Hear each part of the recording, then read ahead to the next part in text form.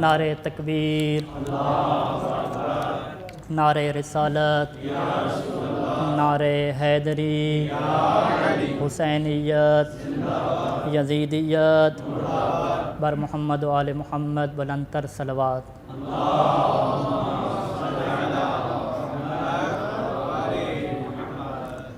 اعوذ باللہ من الشیطان اللعین الرجیم، بسم اللہ الرحمن الرحیم۔ الحمد للہ المتجلی بنور جمالہ علی الملک والملکوت، والمحتجب فی عز جلالہ بشعشعۃ اللاہوت عن سکان الجبروت، انار بشروق وجہہ کل شیء، فنفذ نورہ بحیث افنى المستنیر، فطر الخلائق بقدرتہ ونشر الریاح برحمتہ، الذی لیس لصفتہ حد محدود ولا نعت موجود، ودل علی ذاتہ بذاتہ وتنزہ عن مجالسۃ مخلوقاتہ۔ الحمد للہ الذی ہدانا لہذا وما کنا لنہتدی لولا ان ہدانا اللہ، والذی سیرنا فی بلادہ وحملنا علی مراکبہ وطوالنا البعید، وصرف عنا المحظور ودفع عنا المکروہ حتی ادخلنا فی ہذہ البقعۃ المبارکہ التي بارك الله فيها واختارها لوصي نبيه التي سميت بالنجف الأشرف، وله الشكر والحمد على هذه النعمة بأن لم يجعلنا ممنوعا عن زيارته ولا مدفوعا عن ولايته بل تطول ومنحه، والحمد للہ الذی جعلنا من زوار قبر الحسین الشہید المظلوم وابن المظلوم قتیل العبرات واسیر الکربات، الذی بکت له السماوات والارضون واقشعرت له اذلۃ العرش، ثم الصلاة والسلام والتحیۃ والاکرام علی خیر خلقہ وافضل بریتہ، حافظ سرہ ومبلغ رسالاتہ، المستشرق بنور عقلہ الکلیہ عقول من تأخر ومن تقدم، المتعلم فی مدرس علمک ما لم تکن تعلم، بل هو بنفسہ الکتاب الحکیم المحکم، الذی فیہ جوامع الکلم ولطائف الحکم، نقطۃ الراسمۃ لکل الحروف المعجم، المختوم بہ کتاب الرسالہ، والمتصل بہ دائرۃ الفضل والاجادہ، نقطۃ دائرۃ الوجود ونقطۃ سر اللہ فی کل موجود، المقصود بالایجاد اولا والمبعوث بالتکمیل آخرہ، المذکور اسمہ فی التوراۃ والانجیل، والملقب بحبیب اللہ علی لسان جبرائیل، بامر من رب الجلیل، سید الخلائق اجمعین ابی القاسم محمد،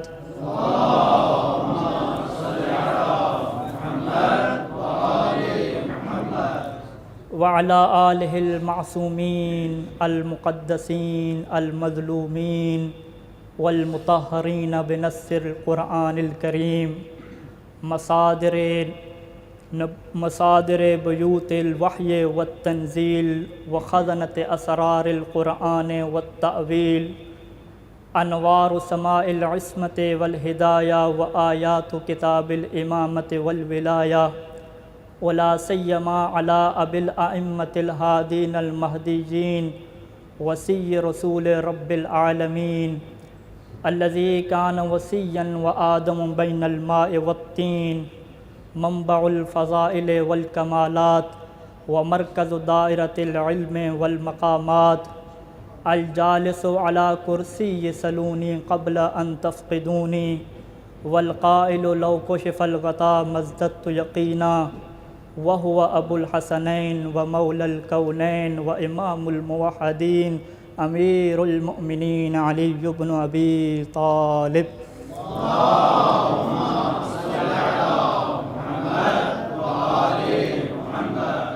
ولعنة الله على أعدائهم أعداء الله أجمعين. أما بعد، قال الله الحكيم في محكم كتابه الحكيم ومتقن كتابه العظيم وهو أصدق القائلين وقوله الحق.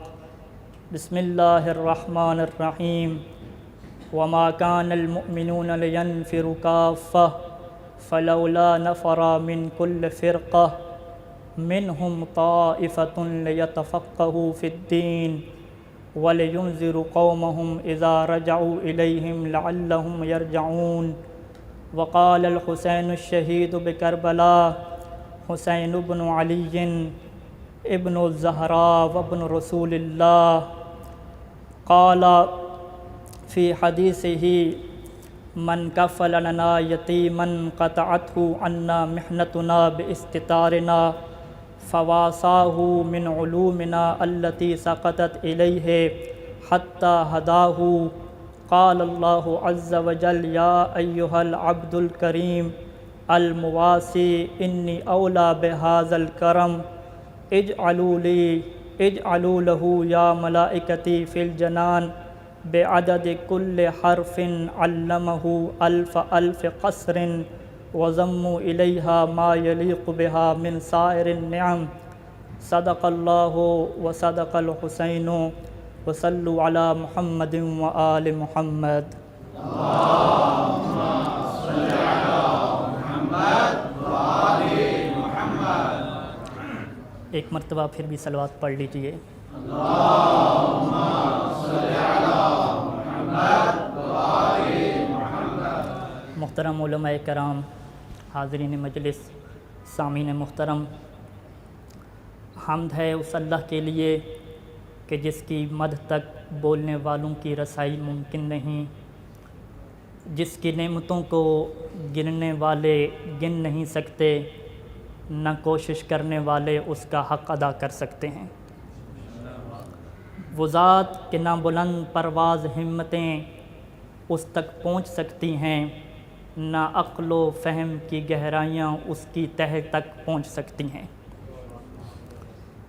وہ ذات کہ جس کی توصیف کے لیے توصیفی الفاظ ہی وجود نہیں رکھتے تاکہ اس کی توصیف بیان کی جا سکے. خالق عظیم نے جب انسانیت کو خلق فرمایا تو بہت بڑی نعمت جو انسان کے لیے رکھی وہ یہ نعمت رکھی کہ زندگی گزارنے کا سلیقہ اور قانون بھی خود عطا فرما دیا.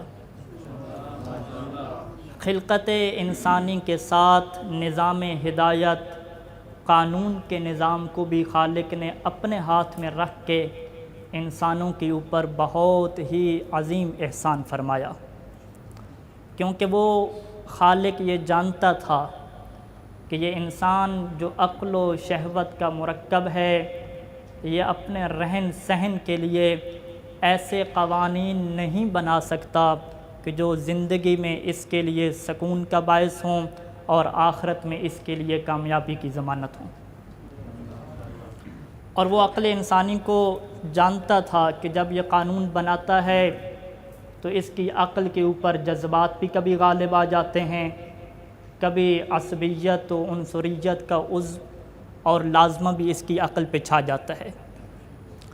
تبھی اس نے ایسے قوانین بنائے کہ جو انسان کی کامیابی کی ضمانت تھے، اور پھر اس سے بڑھ کر یہ احسان فرمایا کہ ایسے قوانین کو ایسی ہستیوں کے ہاتھوں سے بھیجا کہ جن ہستیوں کے نزدیک بشریت کی خطائیں شک و ریب اور گناہ نہیں بٹک سکتے. ہاں وہ معصوم انبیاء، ہاں وہ معصوم رسل، وہ اے اللہ کے قانون کو لے کر عصمت کا ایک ایسے مقام رکھتے تھے کہ جہاں بھول چوک اور شک کی کوئی گنجائش نہ تھی، کیونکہ اللہ نہیں چاہتا تھا کہ انسان تک جو میرا قانون پہنچے اس میں کسی بھی قسم کی کوئی مشکل پیدا ہو۔ اور یوں انبیاء آتے رہے، انسان کی تطور، انسان کی ترقی کے لیے اسے دین بتلاتے رہے، اسے قانون سکھاتے رہے۔ زمانے بیت گئے، باپ داداؤں کی جگہ ان کی اولادیں بس گئیں، اور بوڑھا کر دینے والی بیماریوں نے بوڑھوں کو بوڑھا کر دیا، حادثات کے رونما ہونے سے نسلیں ختم ہو گئیں، اور چلتے چلتے یہ سلسلہ پہنچا ہے زہرا کے بابے تک، اور اللہ نے زہرا کے بابے کو اپنے دین کا آخری نمائندہ، آخری رسول بنا کر مبعوث کر دیا۔ وہ رسول کہ جس کے وجود کی بدولت یہ ضمانت مل گئی کہ اب جو انسانیت جہالتوں کی تاریکیوں میں گر چکی ہے وہ یقیناً نجات پا جائے گی۔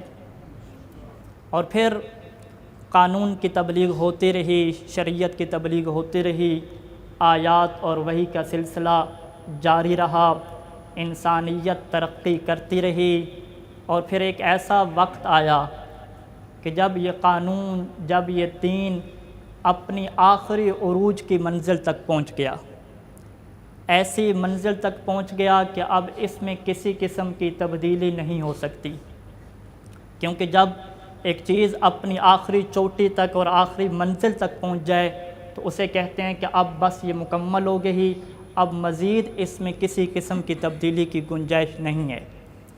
اور یوں خالق اور رحمان نے یہ اعلان کر دیا کہ اب یہ دین مکمل ہو گیا، اس میں کسی قسم کی تبدیلی کی گنجائش نہیں ہے۔ اب یہ قانون رہتی دنیا تک رہے گا، انسانوں کے حالات تو بدلتے رہیں گے، ٹیکنالوجی تو بدلتی رہے گی، سیاست تو بدلتی رہے گی، لیکن انسان کے جذبات، انسان کے احساسات، انسان کے خیالات وہی رہیں گے، لہٰذا یہ قانون اسی کے لیے رہے گا۔ اور پھر بڑا عجیب اعلان کر کے پوری دنیا کے سامنے خالق انسان نے یہ واضح کر دیا کہ دیکھو میری نعمت اور میرا دین اگر مکمل ہوتا ہے تو یاد رکھو ولایت علی ابن ابی طالب کے ساتھ مکمل ہوتا ہے۔ اور ولایت علی کا اعلان کر کے یہ مہر لگا دی کہ اب یہ دین، اب یہ قانون مکمل ہو چکا، اور ولایت علی، ولایت آل علی، محمد و آل محمد کی ولایت، اور یوں سلسلہ امامت کی بنیاد پڑی۔ سلسلہ امامت در حقیقت اس قانون کی حفاظت اور اس قانون کے محافظوں کا نام ہے کہ جسے لے کر رسول خدا آئے تھے، اور پھر ہر امام نے اپنے اپنے دور کے حالات، اپنے اپنے تقاضوں، دور کی مشکلات کے مطابق اس قانون اور اس دین کی حفاظت کی ہے۔ اور جب یہ حفاظت کی ذمہ داری حسین ابن علی کے کاندھوں پر پہنچی ہے تو اس طرح سے دین کی حفاظت کی کہ اب آج کے بعد دین کا نام حسینیت ہو گیا۔ اور اگر کوئی نعرہ لگا دے کہ حسینیت زندہ باد تو سب کے ذہنوں میں یہ بات آتا ہے، یہ بات آتی ہے کہ حسینیت زندہ باد کا مطلب یہ ہے کہ اللہ کا دین زندہ باد، کیونکہ زہرا کا یہ لال نکلا تھا دین کو بچانے کے لیے، اور پورے کے پورے دین کو اس طریقے سے بچایا کہ اب دین کی جگہ پہ حسینیت بطور استعارہ کے استعمال ہونے لگا۔ اب اگر میں دین کہوں یا حسینیت کہوں تو ایک ہی بات ہے، کوئی فرق اس میں کوئی نہیں سمجھے گا، بلکہ سمجھنا بھی نہیں چاہیے۔ اور یہ حفاظت کا سلسلہ ہر امام کے دور میں جاری رہا۔ امام نے اپنے اصحاب تیار کیے، فقہا تیار کیے، ان کو دین کی تعلیم دی، حسینیت کی تعلیم دی، تاکہ حسینیت اگلی نسلوں تک پہنچے۔ اور یہ اماموں کی محنت کا ثمر ہے، اور امام کے شاگردوں کی محنت کا ثمر ہے کہ آج ہمارے پاس آیات کی تفاسیر اور روایات کا اتنا بڑا مجموعہ موجود ہے کہ زندگی کے کسی بھی دور میں زندگی کے کسی بھی موڑ پہ، دنیا کے کسی بھی علاقے میں کسی بھی قوم کے فرد کو کوئی بھی شرعی مسئلہ پیش آ جائے، چاہے اس کا تعلق انفرادی زندگی سے ہو یا اجتماعی زندگی سے ہو، تو اس کا حل اسی حسینیت اور دین کے اندر اسے مل جاتا ہے۔ اور میرا گفتگو کا مقدمہ مکمل ہوا، اب میں اپنے موضوع کی طرف آ رہا ہوں۔ بہت سارے علماء کرام تشریف فرما ہیں، یقیناً سرنامہ کلام میں آیت کی تلاوت سے، حسین ابن علی کے فرمان سے سمجھ گئے ہوں گے کہ کیا موضوع بحث ہے۔ آج کا موضوع یہ ہے کہ حسینیت اور دین کا تحفظ مرجعیت دینی سے ممکن ہے۔ مرجعیت دینی، تفقہ فی الدین، یہ ضمانت ہے کہ حسینیت اور دین کی حفاظت ہوگی۔ اگر مرجعیت دینی اور تفقہ فی الدین کو نکال دیں تو حسینیت کی حفاظت نہیں ہو سکتی۔ اسی موضوع کے اوپر انشاءاللہ قرآن مجید کی آیت اور حسین ابن علی کے فرمان کے تحت ان دو مجالس میں گفتگو کرنے کی کوشش ہوگی، اور آپ احباب سے یہ مطلوب ہوگا کہ آپ اپنی توجہ کو میری طرف مرکوز رکھیں۔ ایک مرتبہ سب مل کر بآواز بلند صلوات پڑھ لیں۔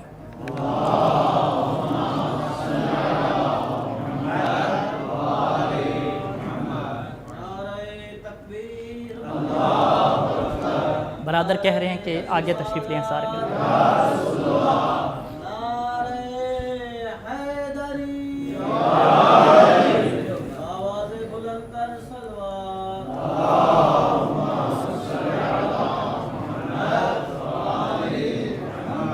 کچھ مزید آگے آ جائیں تاکہ جگہ کی خراب۔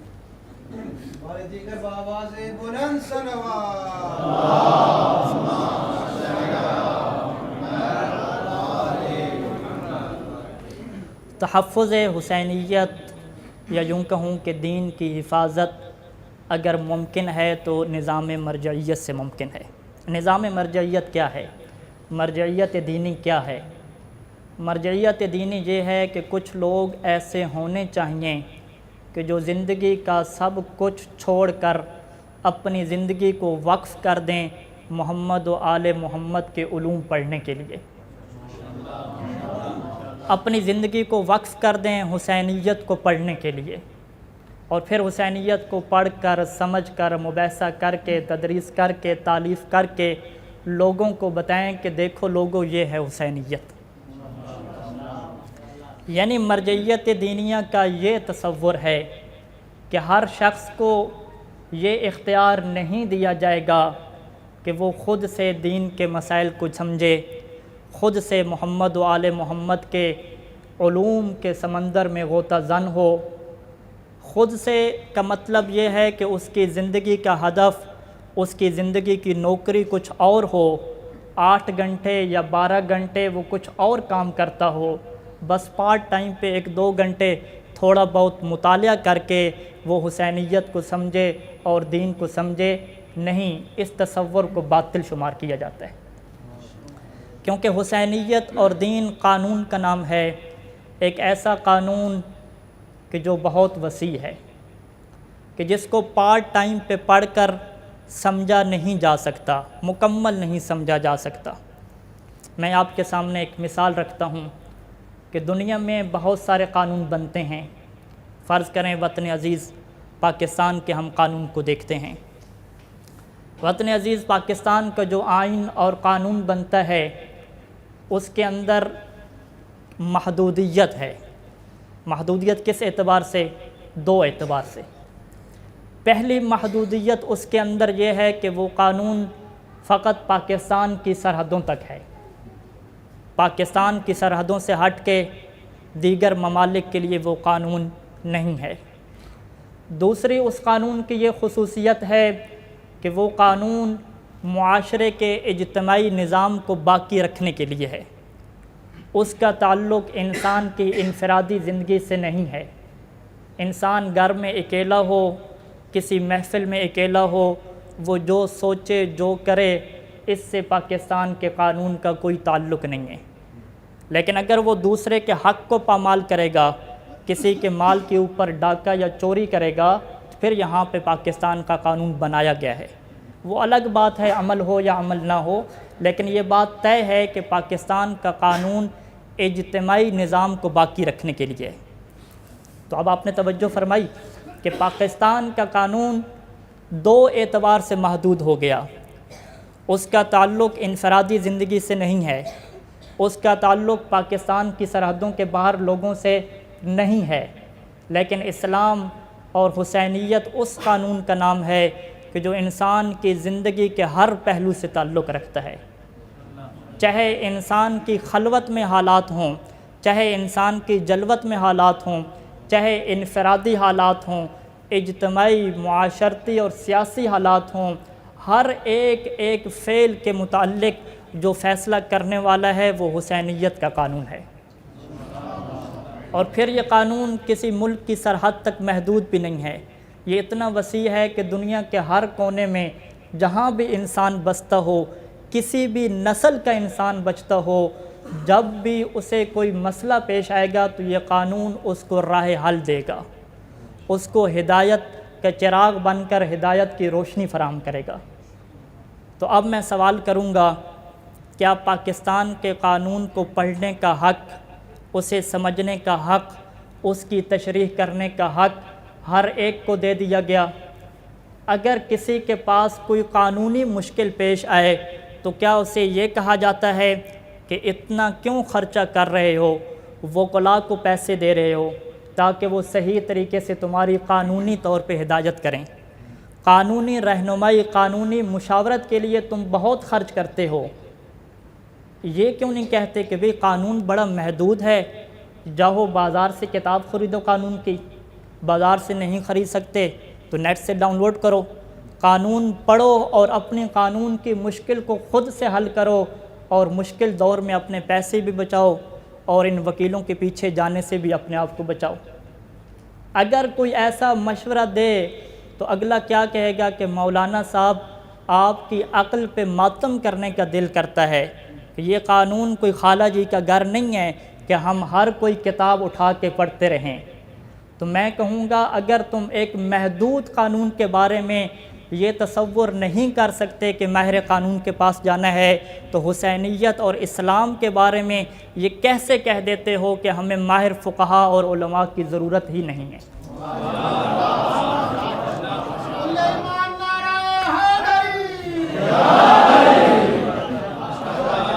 توجہ فرما رہے ہیں آپ؟ کیا تمہاری نگاہ میں حسینیت کی اتنی بھی حیثیت نہیں ہے کہ ہر کوئی اسے پارٹ ٹائم پہ پڑھتا رہے اور پڑھتا جائے اور سمجھتا جائے؟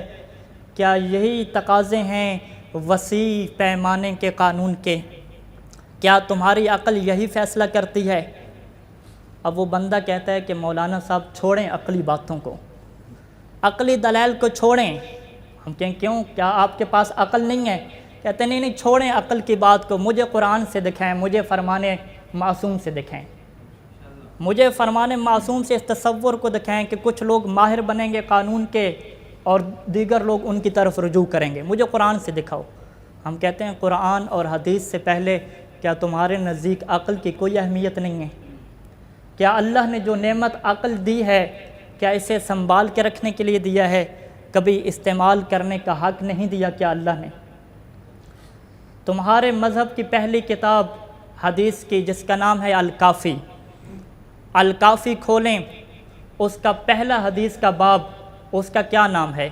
کتاب العقل والجہل، کہ جس میں معصوم نے جہالت کے مقابلے میں علم کو نہیں رکھا بلکہ جہالت کے بدلے میں عقل کو رکھ دیا، تاکہ دنیا کو یہ بتا دے کہ اگر کوئی علم والا بھی ہو، اگر کوئی دنیاوی علم رکھنے والا ہو، بہت پڑھا لکھا انسان ہو، لیکن اگر اس کے پاس عقل نام کی چیز نہیں ہے تو خبردار اسے پڑھا لکھا نہ کہنا بلکہ اسے جاہل کہنا۔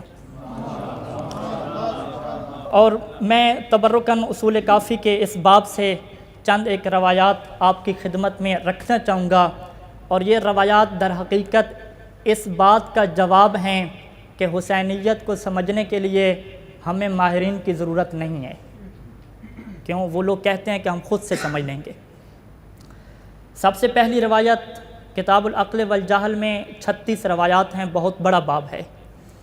سب سے پہلی روایت کہ جسے امام محمد باقر علیہ السلام سے نقل کیا گیا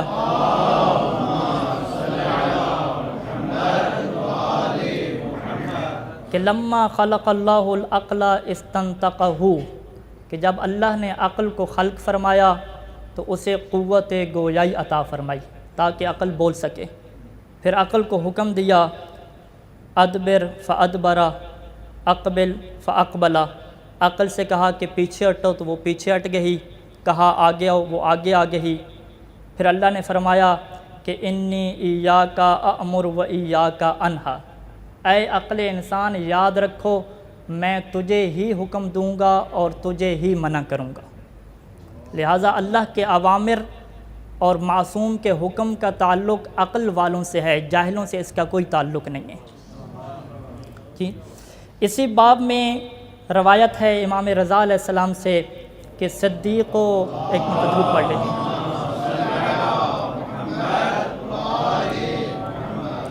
بہت سارے عزاداران دروازے پہ کھڑے ہیں، اگر آپ کو زحمت نہ ہو بلکہ زحمت ہو بھی صحیح تو امام حسین کی مجلس کی خاطر یہاں تشریف لیں، یہاں تشریف لیں تاکہ باقیوں کے لیے مشکل آسان ہو جائے۔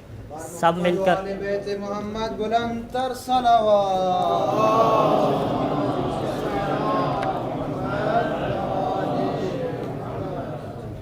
بار دیگر بآواز بلند صلوات۔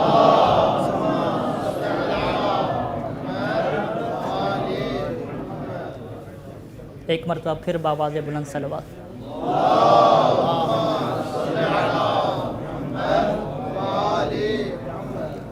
محترم سامعین، آپ کے سامنے ہمارے مذہب کی مشہور کتاب الکافی کا پہلا باب کہ جس کا نام عقل و جہل ہے، اس سے روایات معصومین کے فرامین پڑھنے کا شرف حاصل کر رہا ہوں کہ 8ویں امام یہ فرماتے ہیں کہ تمہیں بتاتا ہوں کہ تمہارا دوست کون ہے اور تمہارا دشمن کون ہے۔ کہ فرمایا کہ صدیق کل امرئ عقلہ وعدوہ جہلہ، کہ ہر انسان کا اگر دوست ہے تو اس کی عقل دوست ہے، اور اگر اس کا دشمن ہے تو اس کی جہالت دشمن ہے۔ اب اس روایت میں غور کر رہے ہیں کہ جہالت کے بدلے میں علم کو نہیں رکھا بلکہ عقل کو رکھا۔ جی اب اسی باب کی روایت ہے مولا امیر المومنین علیہ السلام سے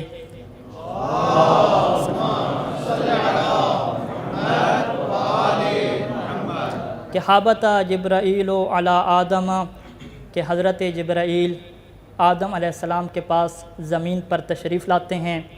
فقال یا آدم، اور فرماتے ہیں کہ اے آدم انی امرت ان اخیرک واحدۃ من ثلاث، کہ مجھے اللہ نے حکم دیا ہے کہ میں آپ کے سامنے 3 آپشن رکھوں اور آپ کو اختیار دوں کہ ان تینوں میں سے آپ نے فقط ایک کو اختیار کرنا ہے۔ امتحان ہو رہا ہے اللہ کی طرف سے خلیفۃ اللہ فی الارض کا۔ امتحان کیسے ہو رہا ہے کہ 3 چیزیں جبرائیل لے کر آ رہا ہے، آدم کے سامنے پیش کر رہا ہے اور کہہ رہا ہے کہ اللہ نے یہ کہا ہے کہ ان تینوں میں سے فقط ایک کو اختیار کرنا ہے، 2 کو چھوڑ دینا ہے۔ سنو کہ وہ 3 چیزیں کون سی تھیں؟ آدم نے فرمایا یا جبرائیل وما الثلاث، اے جبرائیل بتاؤ تو صحیح وہ 3 چیزیں کون سی ہیں؟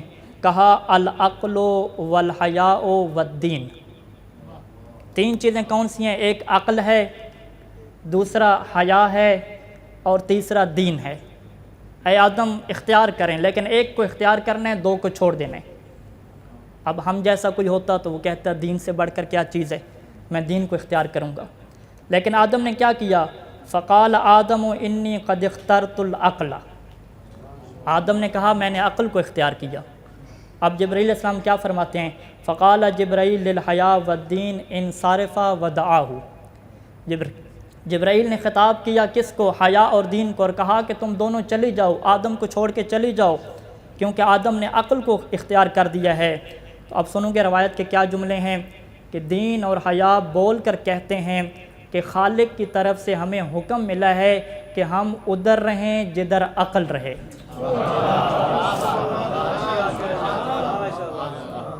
اب والی نجف باب مدینۃ العلم نے یہ واضح کر دیا کہ اگر دین ہے تو عقل کے پاس ہے، اگر حیا ہے تو عقل کے پاس ہے۔ تو یاد رکھو جو عقل کی حجیت کا انکار کر دے سمجھو اس کے پاس دین اور حیا نام کی کوئی چیز نہیں ہے۔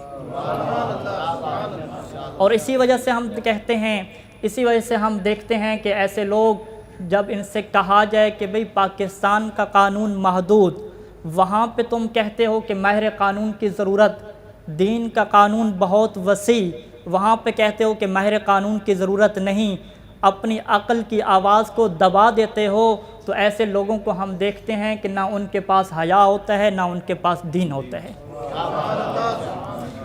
اور ایسے لوگوں کو کہ جو دین کو دین کے ماہرین فقہا سے لیتے ہیں، ہم دیکھتے ہیں کہ ان کے پاس حیا بھی ہے اور ان کے پاس دین بھی ہے۔ اور الیاذ باللہ میں کسی مومن کی توہین نہیں کر رہا، خدا مجھے محفوظ رکھے کہ میں حسین کے چاہنے والی کی توہین کروں۔ میں تو اپنے مولا کا فرمان پیش کر رہا ہوں کہ دین اسی کے ساتھ ہے جس کے ساتھ عقل ہے۔ ایک مرتبہ سارے مل کے درود بھیجیے۔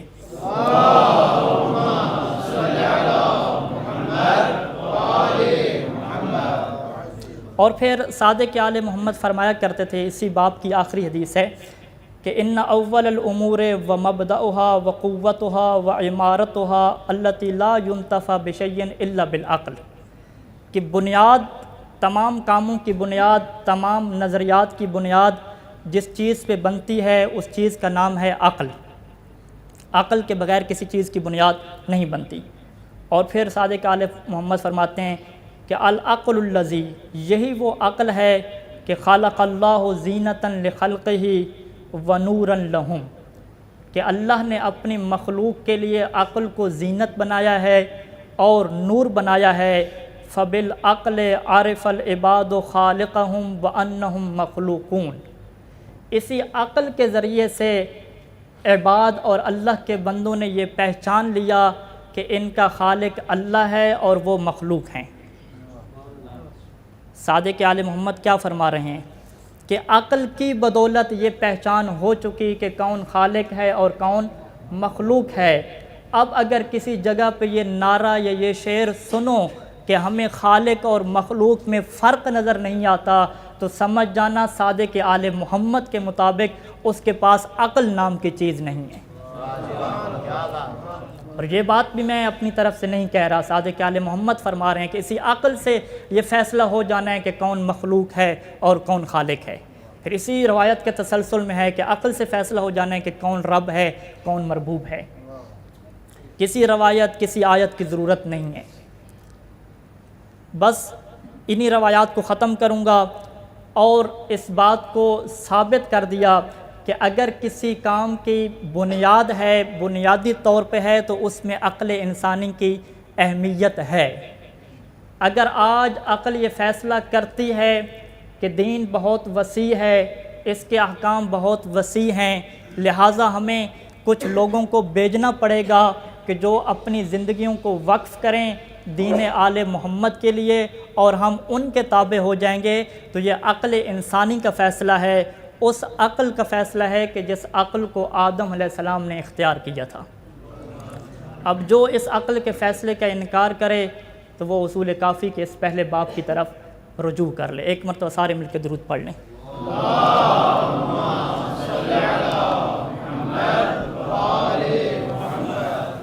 اور قرآن مجید نے اسی اصول کی طرف رہنمائی دی ہے، وہ آیت کہ جو آپ کی خدمت میں نے پیش کی کہ جسے ہم حوزوی زبان میں آیت نفر کہتے ہیں۔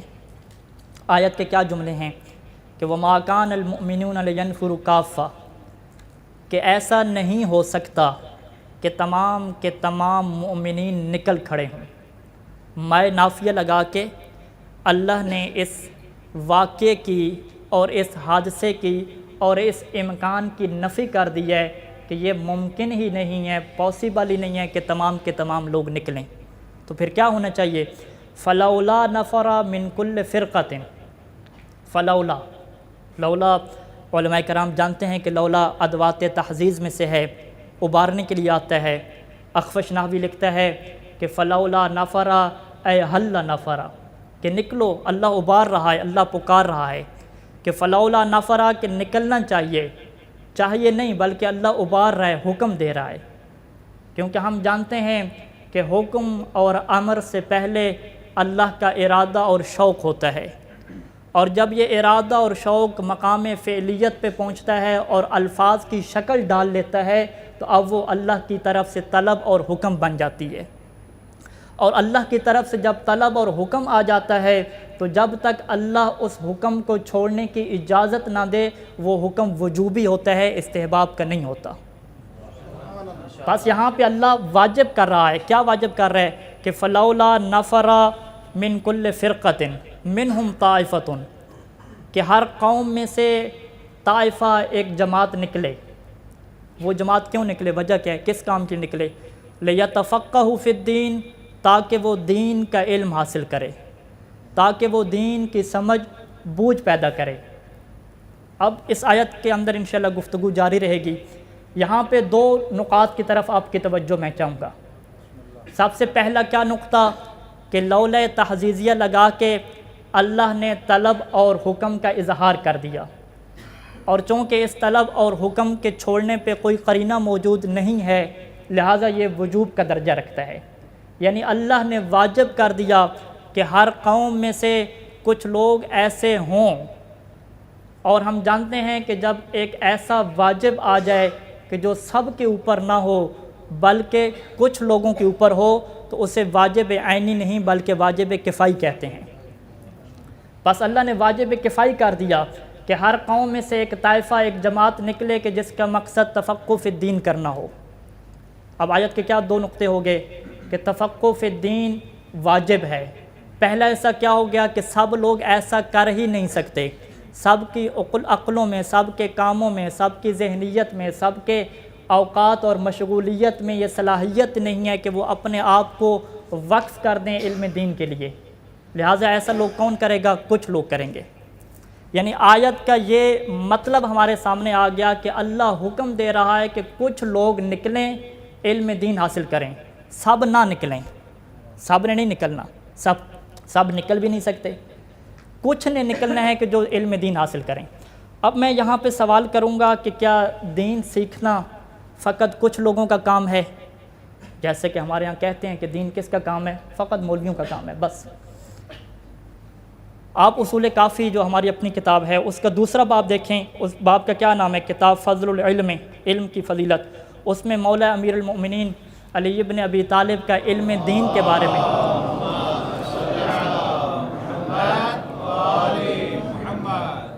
دین کے علم کے بارے میں مولا کیا فرماتے ہیں کہ کیا دین کا علم لوگوں پر واجب ہے یا واجب نہیں ہے؟ مولا کیا فرماتے ہیں؟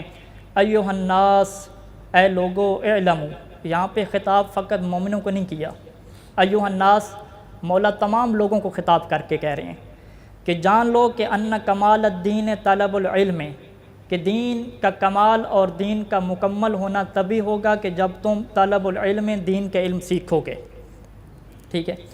والعمل بہ، دین کا علم سیکھنے کے بعد اس کے اوپر عمل بھی کرو گے۔ پھر کیا فرمایا؟ الا وان طلب العلم اوجب علیکم، کہ دین کا علم حاصل کرنا فقط واجب نہیں ہے بلکہ واجب سے بھی بلند اوجب ہے تم پر۔ کس چیز کی نسبت سے اوجب ہے؟ من طلب المال، مال کے طلب کرنے سے زیادہ۔ ہم جانتے ہیں کہ فقہ محمدی کا کیا مسئلہ ہے کہ بیوے بچوں کے لیے کمانا واجب عینی ہے، لیکن مولا کیا فرما رہے ہیں کہ اس سے بھی اگر زیادہ واجب ہے تو وہ دین کا علم ہے۔ اب ہمارے سامنے یہ بات واضح ہے کہ دین کا علم سب کے اوپر واجب ہے، اور ہم فقہ کی کتابوں میں پڑھتے ہیں کہ روز مرہ کے مسائل کا سیکھنا سب پر واجب ہے، کیونکہ اگر اللہ نے اطاعت کا حکم دیا ہے تو سب کو حکم دیا ہے، اور اللہ کے حکم کی اطاعت تبھی ہو سکتی ہے کہ جب اللہ کے حکم کا پتہ ہو۔ ایک بندے کو پتہ ہی نہیں ہے وضو کیسے کرنا ہے، نماز کیسے پڑھنی ہے، حلال روزی کمانے کے کیا طریقے ہیں، شرعی کیا طریقے ہیں، وہ اللہ کی اطاعت نہیں کر سکتا۔ جب اللہ کی اطاعت سب پہ ہے تو فقہا کیا کہتے ہیں؟ اصول فقہ میں مقدمہ واجب میں کیا پڑھتے ہو کہ اگر اللہ کسی چیز کو واجب کر دے تو عقل انسانی کم از کم یہ فیصلہ کر دیتی ہے کہ یہ واجب جتنے مقدمات کے اوپر موقوف ہے ان مقدمات کا حاصل کرنا بھی واجب ہے۔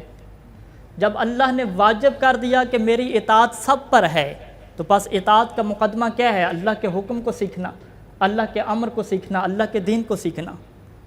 تو بس ہمارے سامنے یہ بات بڑی واضح طریقے سے روشن ہے کہ دین کا سیکھنا سب پہ واجب ہے، لیکن قرآن میں اللہ کیا فرما رہا ہے کہ نہیں، سب لوگ نہ نکلیں، سب لوگ دین نہ سیکھیں، بلکہ کیا ہو، سب قومیں سیکھیں؟ نہیں، سب قوم بھی نہ سیکھے، پھر کون سیکھے؟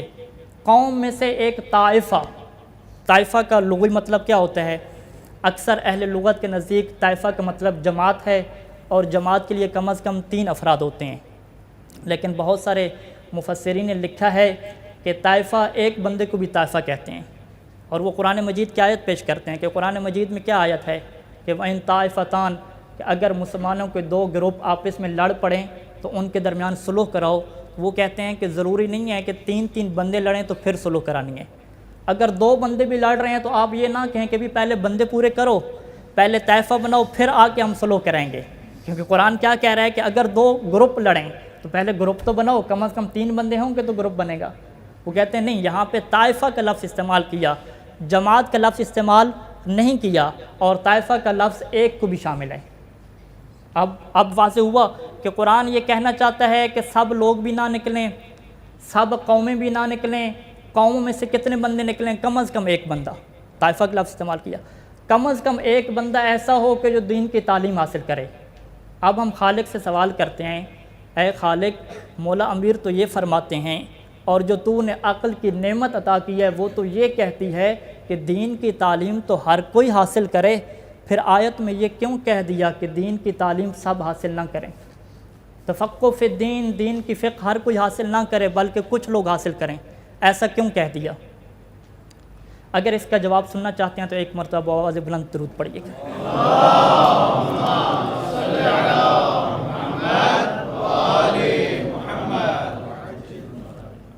حوزہ نجف اشرف کی سب سے پہلے مقدمات کی کتاب شرح التصریف، اس میں جا کے پڑھیے گا، اور احباب پڑھتے ہیں کہ یہاں پہ اللہ نے یہ نہیں فرمایا کہ لیفقہوا فی الدین، یفقہوا یعنی باب مجرد کا استعمال نہیں کیا، بلکہ لیتفقہوا فی الدین باب تفاعل کا استعمال کیا۔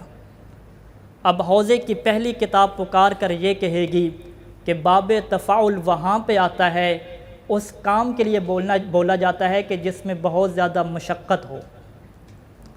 اس کا مطلب ہے کہ اللہ یہ کہنا چاہتا ہے کہ دین کی یہاں جو تعلیم کا میں حکم دے رہا ہوں وہ ایسی تعلیم ہے کہ جس میں مشقت ہے۔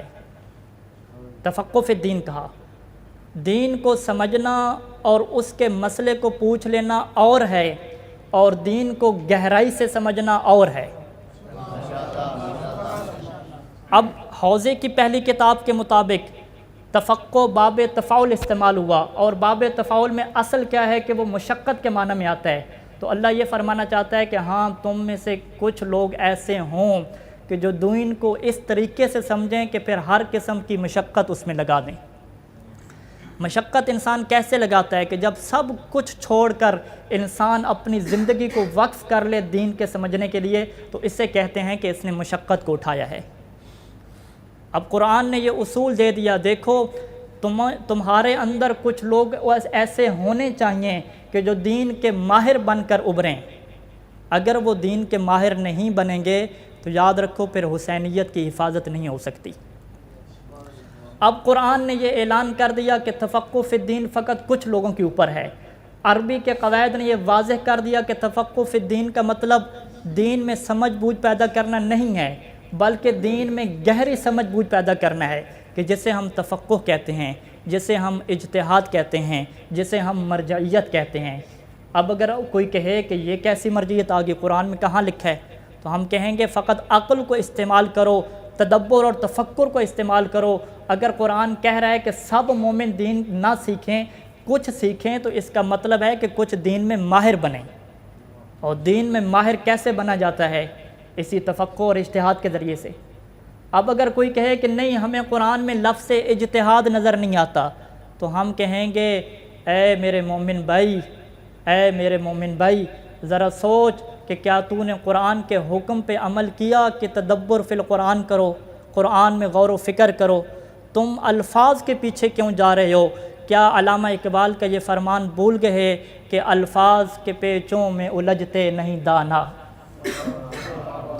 اگر اپنے آپ کو دانائی اور عقل مند اور زیرک سمجھتے ہو تو یہ سوال کرو قرآن سے کہ قرآن کیوں کہہ رہا ہے کہ کچھ لوگ تفقہ فی الدین کی طرف ہیں اور کیوں کہہ رہا ہے کہ باقی سب لوگ نہ آئیں.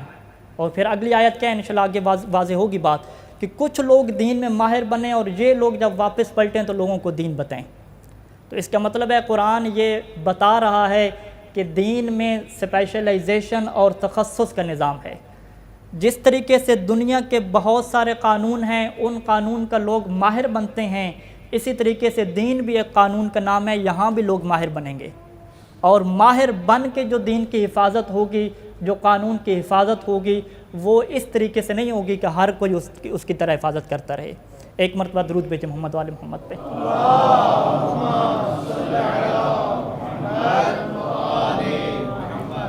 اسی وجہ سے رسول خدا یہ فرماتے تھے کہ الفقہاء امناء الرسل، کہ یہ فقہا کون ہیں؟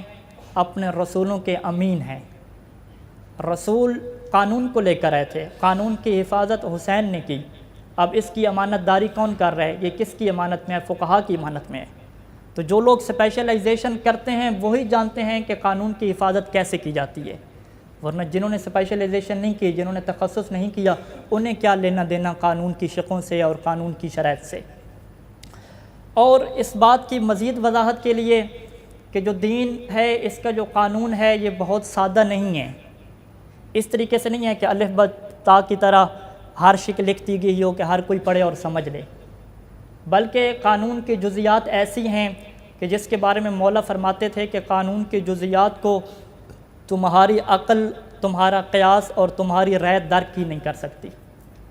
اور صادق آل محمد تو ابو حنیفہ کو بھی سمجھاتے رہتے تھے کہ دیکھو ابو حنیفہ، ٹھیک ہے تم تفقہ فی الدین کے منزل پہ آ گئے ہو لیکن تم غلطی کر رہے ہو.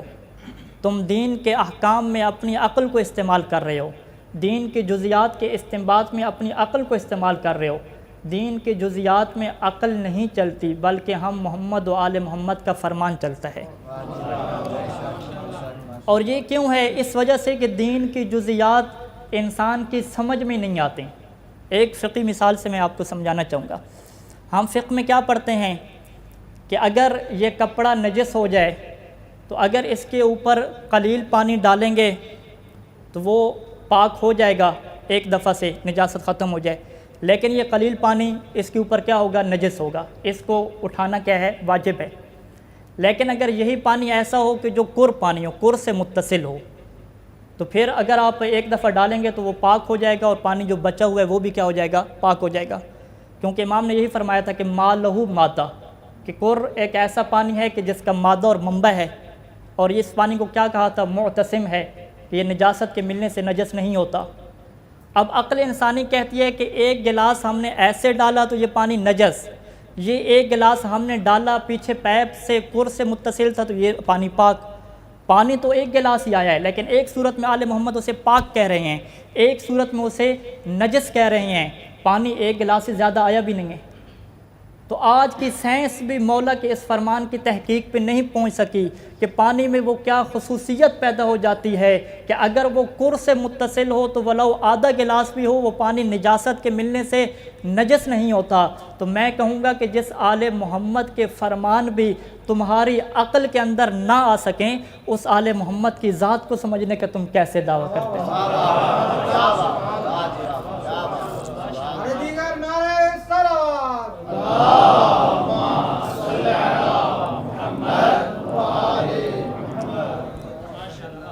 اور صادق آل محمد ہمیشہ یہ فرمایا کرتے تھے، ابو حنیفہ کو بلا کے یہ فرماتے تھے، سمجھاتے تھے کہ دیکھو دین میں قیاس اور رائے کا استعمال نہ کرنا. اور ایک دفعہ ابو حنیفہ آیا تو کہا کہ اچھا مجھے ایک سوال کا جواب دو کہ اذا ورد علیک شیء لیس فی کتاب اللہ ولم تأت بہ الآثار والسنہ، کہ اگر ایک ایسا مسئلہ پیش آ جائے کہ نہ قرآن میں اس کا ذکر ہو نہ سنت میں اس کا ذکر ہو تو تم کیا کرو گے؟ جی، جو دین اور قانون کو بہت آسان سمجھتا تھا ابو حنیفہ، وہ کیا کہتا ہے؟ کہتا ہے کوئی پرابلم نہیں ہے، کوئی مشکل نہیں ہے، میں کیا کروں گا؟ اعمل فی برائی، اپنی عقل کا استعمال کر کے ایک مسئلہ بتا دوں گا. تو مولا نے فرمایا یا ابو حنیفہ ان اول من قاس ابلیس الملعون، یاد رکھو جو تم کہہ رہے ہو پرابلم نہیں ہے، مسئلہ نہیں ہے، اپنی عقل اور قیاس کو استعمال کر لو گے تو وہ تو قیاس تو شیطان ملعون نے کیا تھا۔ پھر مولانا نے اسے سمجھایا کہ شیطان نے قیاس کیا تھا، آگ کا قیاس کیا تھا مٹی کے اوپر، اگر شیطان قیاس کرتا نور کا نور سے قیاس کرتا تو اسے یہ سمجھ آ جاتا کہ آدم کی نورانیت آگ کی نورانیت سے کئی درجہ افضل ہے۔ پھر سمجھاتے رہے، پھر کہتے ہیں کہ اچھا ٹھیک ہے، تمہیں نہیں سمجھ آ رہی تو مجھے اپنی عقل کو استعمال کرتے ہوئے بتاؤ، میں تم سے کچھ سوال کرتا ہوں۔ پہلا سوال یہ کیا ابو حنیفہ سے کہ ابو حنیفہ بناؤ ایہما ارجس البول او المنی، کہ مجھے بتاؤ کہ تمہاری چھوٹی سی عقل کی نگاہ میں آیا بول کی نجاست زیادہ ہے یا منی کی نجاست زیادہ ہے؟ ہم فقہی مسائل سے واقف ہیں انشاءاللہ، علماء کا مجمع موجود ہے۔ باول کی نجاست کے بارے میں کیا ہے کہ اسے 2 دفعہ دھونا ہے۔ منی کی نجاست کے بارے میں ہم نے کیا فرمایا تھا کہ 1 دفعہ دو تو وہ کیا ہو جائے گی؟ پاک ہو جائے گی۔ پھر ابو حنیفہ کے مکتب میں تو کچھ ایسے بھی ہیں کہ وہ کہتے ہیں کہ فقط صاف کر دو پھر بھی کہ پاک ہو جائے گی۔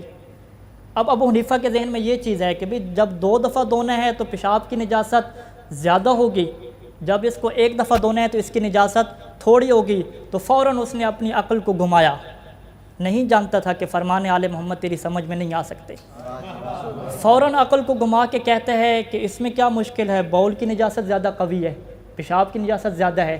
تو مولا فرماتے ہیں اچھا تو اب مجھے یہ بتاؤ کہ منی کے بعد تو پورا غسل کرنا ہوتا ہے، اگر باول لگ جائے تو اس جگہ کو دھونا ہوتا ہے۔ اب اگر عقل کو چلا رہے ہو تو پھر کہو کہ منی کی نجاست زیادہ ہے کیونکہ پورا غسل واجب ہو رہا ہے۔ اب وہ چپ ہو گیا۔ پھر مولا سے سمجھاتے ہیں اچھا چھوڑو اس سوال کو، ایک اور سوال کا جواب دو، تمہاری نگاہ میں بتاؤ نماز افضل ہے یا روزہ افضل ہے؟ ٹھیک ہے، ہم سب جانتے ہیں نماز کی فضیلت بہت زیادہ ہے۔ نماز کے بارے میں کیا ہے کہ الصلاۃ لا تترک بحال، کہ زندگی انسان کی جب تک سانس میں سانس آ رہی ہے کوئی ایسا لمحہ نہیں آ سکتا کہ جہاں پہ نماز معاف ہو جائے، لیکن زندگی میں ایسے لمحے آتے ہیں کہ روزہ رکھنا حرام بھی ہو جاتا ہے۔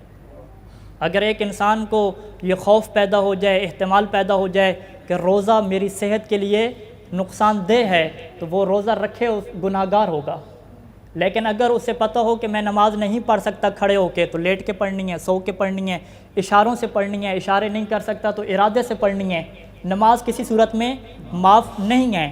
ابو حنیفہ یہ جانتا تھا تو اس نے کہہ دیا کہ مولا اس میں کیا سوچنے والی بات ہے، نماز یقیناً افضل ہے روزے سے۔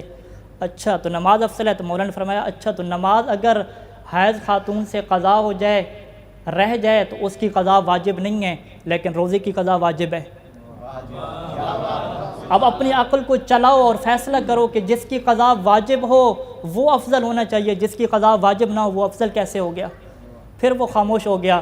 پھر مولا نے ایک مشکل سا سوال کیا میراث والا، جس کو میں نہیں پڑھتا یہاں پہ۔ تو کہنے کا یہ مقصد ہے کہ دین کی اتنی جزیات ہیں، اتنے فرامین ہیں کہ کوئی بندہ یہ فیصلہ نہیں کر سکتا کہ میں تھوڑا بہت پارٹ ٹائم پہ پڑھوں گا تو ساری شرائط بھی پتہ چل جائیں گی، سارے موضوعات بھی پتہ چل جائیں گے، ساری جزیات بھی پتہ چل جائیں گی، ساری قیود بھی پتہ چل جائیں گی۔ ساری شرائط اور قیود کا تبھی پتہ چلے گا جب وہ قرآن کے اوپر عمل کرتے ہوئے عقل اور فطرت کی آواز کو لبیک کہتے ہوئے یا تو اپنی زندگی کو وقف کرے گا تفقہ فی الدین کے لیے، یا اگر کوئی دین کا مسئلہ پیش آیا تو فقہا سے جا کے پوچھے گا کہ جنہوں نے اپنی زندگی کو تفقہ فی الدین کے لیے وقف کر دیا۔ بس مجلس کو میں آخری مقام تک لے آیا ہوں، بہت گرمی ہے، انشاءاللہ مومنین تھکیں گے نہیں۔ آخری فرمان امام حسن مجتبیٰ کا آپ کی نگاہ میں پڑھنا چاہوں گا۔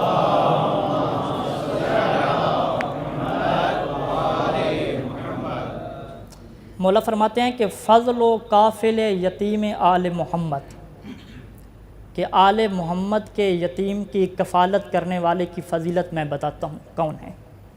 آل محمد کا یتیم کیا مطلب؟ مولا آگے تشریح کرتے ہیں کہ المنقطع عن موالیہ، آل محمد کا یتیم کون ہے؟ وہ ہے کہ جس کا اپنے اماموں سے رابطہ کٹ چکا ہے۔ ہم سب آل محمد کے یتیم ہیں کیونکہ ہمارا امام سے رابطہ کٹ چکا ہے۔ امام حسین کی روایت میں کل بیان کروں گا جو میں نے شروع میں پڑھی، جس میں ہے کہ مولا فرماتے ہیں کہ ان کا رابطہ اپنے والدین سے کٹ چکا ہے، اور والدین کون ہیں؟ ہم معصومین، ہم امام مومنوں کے والدین ہیں۔ مولا حسن کیا فرماتے ہیں کہ خدا رحم کرے اس بندے پہ کہ جو آل محمد کے یتیموں کی کفالت کرتا ہے۔ آل محمد کے یتیم کون؟ کہ جن کا رابطہ اپنے اماموں سے کٹ چکا ہے۔ الناشب فی تیہ الجہل، کہ جو جہالت میں پڑے ہوئے ہیں، دین کے احکام کا انہیں کوئی علم نہیں ہے۔ اور یہ کافل یتیم کیا کرتا ہے؟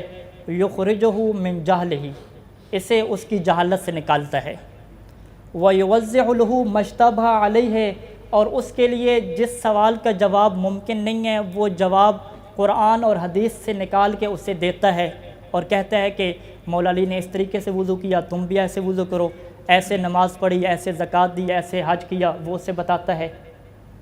تو مولا فرماتے ہیں کہ اس عالم اور اس فقیہ کی فضیلت کیسی ہے؟ کفضل الشمس علی السحا، گویا کہ ایسی ہے کہ ایک چھوٹا ستارہ جس کی روشنی بہت مدھم ہوتی ہے، اس کے اوپر ایک چمکتے ہوئے بڑے سورج کی جیسے روشنی ہوتی ہے، اس کی فضیلت ایسے ہے۔ پھر مولا حسن نے کیا فرمایا ایسے عالم کو؟ کافل یتیم، یتیم آل محمد کی کفالت کرنے والا کہا ہے۔ اب اگر کوئی کہہ دے کہ فقہاء کا کام کفالت کرنا ہے، امت کی سربراہی کرنا ہے، امت کی رہنمائی کرنا ہے، تو یہ نہ کہہ دیا کرو کہ یہ ولایت اور کفالت علی کے مقابلے میں لے کر آ رہے ہیں۔ یہ علی کے مقابلے میں کوئی کفالت اور ولایت نہیں ہے، یہ وہی کفالت اور ولایت ہے جو حسن مجتبیٰ کہہ رہے تھے۔ اور حسن مجتبیٰ اس روایت میں یہ بھی کہتے ہیں کہ ایک ایسا یتیم کہ جس کے پاس پانی پینے کا نہ ہو، کھانے کے لیے کچھ نہ ہو، اسے بھی اگر کوئی کفالت کرے تو اس کی بھی فضیلت ہے، لیکن اس سے بڑھ کے فضیلت ایسے عالم کی ہے، ایسے فقیہ کی ہے کہ جو علم آل محمد لوگوں تک پہنچاتا ہے۔ آج جس ہستی کے مجھے مصائب پڑھنے ہیں اسے یتیم امام حسن کہتے ہیں۔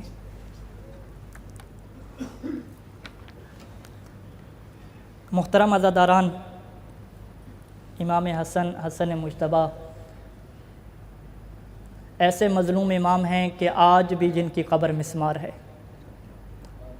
کہ جن کی قبر پہ آج بھی روشنی موجود نہیں ہے، جن کی قبر پہ زیارت کرنے کی، زیارت پڑھنے کی ممانعت ہے، کوئی قبر پر جا کر رو بھی نہیں سکتا۔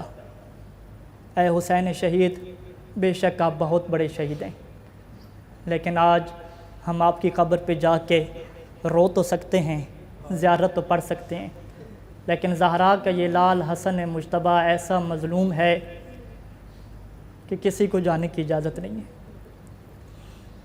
اور حسن مجتبیٰ کا ایک یتیم بچہ ہے جس کا نام ہے قاسم، اور قاسم کی معرفت، قاسم کی امام شناسی، قاسم کا دین کی علم، دین سے محبت، شہادت سے محبت اس قدر زیادہ ہے کہ فقط مقتل کی کتابوں نے نہیں بلکہ حدیث اور سیرت کی کتابوں نے بھی قاسم کی مصیبت کو بڑی تفصیل سے لکھا ہے۔ اور میں یہاں پر فقط روایات آپ کے سامنے پیش کروں گا۔ جانتا ہوں کہ بہت سارے طلاب بیٹھے ہیں اور طلاب کے دل جانتا ہوں کہ بہت نازک اور معصوم ہوتے ہیں۔ شیخ صدوق علیہ الرحمہ ابو حمزہ سمالی کی روایت لکھتے ہیں کہ ابو حمزہ سمالی کو چوتھے امام نے یہ فرمایا کہ اے ابو حمزہ سمالی، اس رات میں اپنے بابا حسین کے ساتھ تھا کہ جس صبح سب نے شہید ہو جانا تھا۔ فقال لاصحابہ، اچانک کیا ہوا کہ مولا حسین نے اپنے اصحاب سے کہا کہ ھذا اللیل فاتخذہ جملا فإن القوم یریدون، اے میرے اصحاب، اس رات کی تاریکی کا فائدہ اٹھاؤ اور چلے جاؤ، کیونکہ اس قوم کا تعلق اور اس کی دشمنی فقط مجھ حسین سے ہے۔ جاؤ، میں نے تمہیں معاف کیا، چلے جاؤ رات کی تاریکی میں۔ تو سنو گے سب نے کیا جواب دیا؟ مولا سجاد فرماتے ہیں کہ سب نے اللہ کی قسم کھا کے کہا لا واللہ ولا یکون ھذا ابدا، اے فرزند رسول، اللہ کی قسم ایسا کبھی نہیں ہو سکتا۔ جب فرزند رسول نے یہ جواب سنا تو پھر بتایا کہ انکم تقتلون غدا، یاد رکھو اگر میرے ساتھ رہے تو کل مار دیے جاؤ گے۔ یہ سننا تھا کہ ایک عجیب سا جواب، معرفت برا جواب اصحاب امام حسین نے فرمایا۔ اصحاب باوفا کیا کہتے ہیں؟ الحمدللہ الذی شرفنا بالقتل معک، حمد ہے اس اللہ کے لیے کہ جس نے ہمیں شرف بخشا ہے کہ اے فرزند رسول تیرے ساتھ ہم بھی قتل ہو جائیں۔ جب مولا نے ان کے جذبے کو دیکھا تو اب مولا نے کہا کہ ارفعوا رؤوسکم وانظروا، اپنے سروں کو اٹھاؤ اور دیکھو جنت میں اپنے مقامات۔ اور روایت کے جملے ہیں کہ مولا حسین نے ہر ایک کا نام لینا شروع کیا اور مولا فرماتے جاتے تھے یقول لہم ھذا منزلک یا فلان وھذا قصرک یا فلان وھذہ درجتک یا فلان، اے حبیب کل جنت میں تیرا یہ مقام ہوگا، اے جون کل جنت میں تیرا یہ مقام ہوگا، اے زہیر کل جنت میں یہ تیرا مقام ہوگا۔ جب ساری فہرست مکمل ہو گئی، سب اصحاب کو کہہ چکے، تو اب مدینۃ المعاجز میں ہاشم بحرانی یہ روایت لکھتے ہیں کہ اس رات اس محفل میں حسن کا یتیم قاسم بھی موجود تھا۔ اور مقتل نے لکھا ہے کہ قاسم کی عمر 13 سال تھی۔ علامہ مجلسی نے یہ لکھا ہے کہ وہ سن بلوغت کو نہیں پہنچے تھے۔ اللہ جانے قاسم کے دل میں کیا خیال آیا، اٹھتا ہے قاسم، حسن کا یتیم اٹھتا ہے اور حسین سے ایک سوال کرتا ہے کہ اے چچا بتائیے مجھے، انا فی من یقتل غدن، کیا میں بھی ان شہداء میں ہوں کہ کل جو آپ کے ساتھ مار دیے جائیں گے؟ شہزادہ قاسم کا یہ سوال سننا تھا کہ روایت کہتی ہے کہ فاشفق علیہ، بہت شفقت بھری نگاہ ڈالی ہے چچا نے اپنے یتیم بانجے پہ، اور جواب دینے سے پہلے ایک سوال کیا ہے، اور اس سوال نے قاسم کی معرفت کو دنیا کے سامنے رکھ دیا ہے۔ سوال کیا کہتے ہیں؟ فقال یا بنی کیف الموت عندک، اے میرے بیٹے ذرا اپنے چچا کو بتا کہ موت تیری نگاہ میں کیسی ہے۔ سنو گے قاسم نے کیا جواب دیا؟ فقال یا عما احلی من العسل، اے میرے چچا موت تو میری نگاہ میں شہد سے بھی زیادہ شیریں ہے۔ اب جب قاسم کا جواب آ گیا، قاسم کی معرفت کا امتحان پورا ہو گیا، تو اب حسین کہتے ہیں اے واللہ، اللہ کی قسم کل تو بھی میرے ساتھ مارا جائے گا، فقط تو نہیں مارا جائے گا، میرا ننھا علی اصغر بھی مار دیا جائے گا۔ اس جواب کو سننے کے بعد قاسم نے سنو گے کیا سوال کیا؟ یہ سوال نہیں کیا کہ علی اصغر کو کیوں مارا جائے گا، سوال کیا فقال یا عما، قاسم کی سوچ دیکھیے گا، فقال یا عما ویصلون الی النساء، اے میرے چچا مجھے اتنا بتائیے کہ علی اصغر تو ابھی چھوٹا ہے، وہ تو چل بھی نہیں سکتا، تو کیا یہ فوج اشقیاء خیموں میں داخل ہو جائے گی؟ اب قاسم کے یتیم کو جواب دیا نہیں میرے بیٹے، جب تک میں زندہ ہوں فوج اشقیاء داخل نہیں ہوگی، میں خود اصغر کو لے کر جاؤں گا، میں کہوں گا اے قاسم آپ کم سن ہیں، ابھی سے سنا اور سمجھا اور خیال آیا تو برداشت نہ ہو سکا، کاش شام غریبوں کو ہوتے اور دیکھتے کہ چوتھا امام کھڑا دیکھ رہا تھا اور وہ سکینہ کی چادر چھین رہے تھے۔ یہ درد بری رات، یہ معرفت کی رات گزر گئی اور طلوع ہو گیا عاشور کا سورج، اصحاب نے قربانیاں دینا شروع کیں، اہل وفا نے، بنی ہاشم نے بھی قربانیاں دینا شروع کیں۔ اب جب باری آئی ہے بنی حسن کی، امام حسن کی اولاد کی باری آئی ہے، تو بحار الانوار میں علامہ مجلسی لکھتے ہیں کہ فلما نظر الحسین الیہ قد برز، کہ جب حسین نے دیکھا قاسم کو کہ قاسم تشریف لا رہے ہیں اور یقیناً اذن جہاد مانگیں گے، تو اب امام حسین نے کیا کیا؟ اعتنقہ وجعل یبکیان، آگے بڑھے، اپنے یتیم بھتیجے کو اپنی باہوں میں لیا اور دونوں رونے لگ گئے۔ روایت کیا کہتی ہے؟ وجعل یبکیان حتی غشی علیہما، یتیم بھتیجا اور چچا اتنا روئے کہ بے ہوشی طاری ہو گئی، اور جب بے ہوشی ختم ہوئی، اب شہزادے نے استأذن الحسین فی المبارزۃ حسین سے اجازت مانگی ہے کہ مجھے جنگ میں جانے کی اجازت دیں۔ اب روایت کیا کہتی ہے؟ فَأَبَى الْحُسَيْنُ أَن يَأْذُنَ لَهُ، حسین کے اندر یہ ہمت نہ ہوئی کہ شہزادہ قاسم کو اجازت دے سکیں، اجازت دینے سے انکار کر دیا۔ اب سنو گے قاسم نے کس طریقے سے اجازت مانگی ہے؟ علامہ مجسی لکھتے ہیں کہ اب شہزادے نے کیا کیا؟ یقبل یدیہ ورجلیہ حتی اذن لہ، کہ شہزادہ قاسم نے حسین کے ہاتھوں کا بوسہ لینا شروع کیا، حسین کے پاؤں کو چومنا شروع کیا، اور روایت کہتی ہے کہ فلم یزل الغلام، اس وقت تک شہزادہ بوسے لیتا رہا حتی اذن لہ، حتیٰ کہ حسین نے اسے اجازت دے دی۔ حسین کے قدم چومتا رہا، حسین کے ہاتھ چومتا رہا، اور اجازت مل گئی۔ لیکن حسین کی کیا کیفیت ہے؟ وَدُمُوعُهُ تَسِيلُ عَلَى خَدَّيْهِ، اتنا حسین رو رہے ہیں کہ آنسو حسین کے رخساروں پہ جاری ہیں۔ اب مقتل کے جملے ہیں کہ ایک دفعہ روتے ہوئے حسین نے بیٹے قاسم سے، یتیم امام حسن سے سوال کیا، یا ولدی اتمشی برجلک الی الموت، اے بیٹے کیا اپنے قدموں سے موت کی طرف جا رہے ہو؟ سنو گے قاسم نے کتنا ایسا جواب دیا کہ جس جواب میں حسین کی غربت سب کے سامنے آ گئی۔ قاسم جواب دیتا ہے کیف لا عما، کیوں نہ چچا میں جاؤں، وَأَنْتَ بَيْنَ الْأَعْدَاءِ صِرْتَ وَحِيدًا فَرِيدًا، کہ اے حسین دشمنوں کے درمیان اب آپ اکیلے رہ گئے، لا صدیقاً ولا محامیہ، اب تو آپ کی حفاظت کرنے والا بھی کوئی نہیں بچا، اب بھی آپ مجھے کہتے ہیں کہ میں نہ جاؤں۔ اب حسین کو قاسم کی تیاری کی فکر ہوئی اور حسین نے قاسم کو بلایا۔ اب کیسے تیار کروایا ہے حسین نے قاسم کو؟ روایت کہتی ہے کہ قاسم کو بلایا حسین نے، شق اضیاق القاسم، قاسم کے گریبان کو چاک کر دیا، اس کے امامے کے 2 لڑ بنائے، اس کے چہرے کے سامنے ڈال دیے۔ فقہ کو جاننے والے جانتے ہیں نا کہ جب میت کو امامہ پہنایا جاتا ہے تو امامے کے لڑ سامنے ڈالے جاتے ہیں۔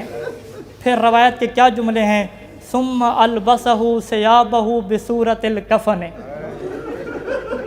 قاسم کو ایسے لباس پہنایا جیسے کفن پہنایا جاتا ہے۔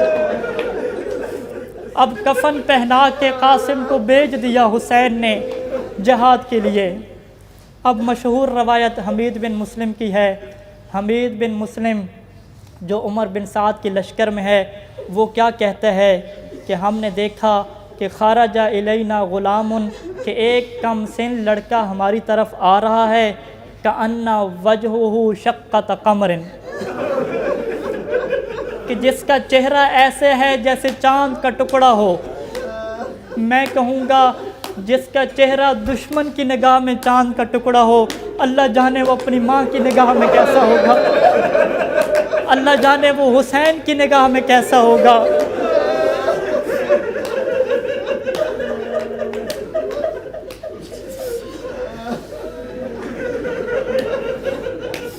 ابن ازدی ملعون ہے، وہ کہتا ہے کہ حمید بن مسلم میں جاتا ہوں اور اس قاسم کو شہید کرتا ہوں، میں حسین کے اس یتیم کو شہید کرتا ہوں۔ حمید بن مسلم کہتا ہے کیا یہ فوج کم ہے اس کم سن کے لیے، کیا تم بھی جاؤ گے؟ وہ کہتا ہے نہیں میں جاؤں گا۔ اور یہ ملعون بڑا ہے آگے، اور جب قاسم کے قریب پہنچا تو روایت کہتی ہے فَضَرَبَ عَلَى رَأْسِهِ بِالسَّيْفِ، قاسم کے سر پہ اتنی زور سے تلوار ماری کہ قاسم کا سر پھٹ گیا، قاسم کا سر اقدس شق ہو گیا، اور پھر قاسم زین پہ سنبھل نہ پایا، فَوَقَعَ الْغُلَامُ لِوَجْهِهِ، اب قاسم منہ کے بل زمین پر گرا ہے اور کہہ رہا تھا یا عمّا، اے چچا حسین۔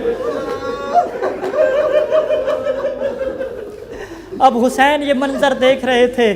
روایت کہتی ہے فَجَلَّ الْحُسَيْنُ كَمَا يُجَلِّ الصَّقْرَ، حسین اس طریقے سے اس تیزی سے قاسم کے لاش پہ آیا ہے کہ جیسے شکاری پرندہ آتا ہے، اور بپھرے ہوئے شیر کی طرح قاسم کے قاتل پہ حملہ کر دیا، اور ایسا حملہ کیا کہ اس نے اپنا بازو آگے کیا، اس کا بازو کٹ گیا، چیختا چلاتا قاتل بھاگا ہے، اس نے آواز دی اپنے فوجیوں کو، فوجی آتے ہیں، فوجیوں کے ٹاپوں تلے یہ قاتل فی النار ہو جاتا ہے۔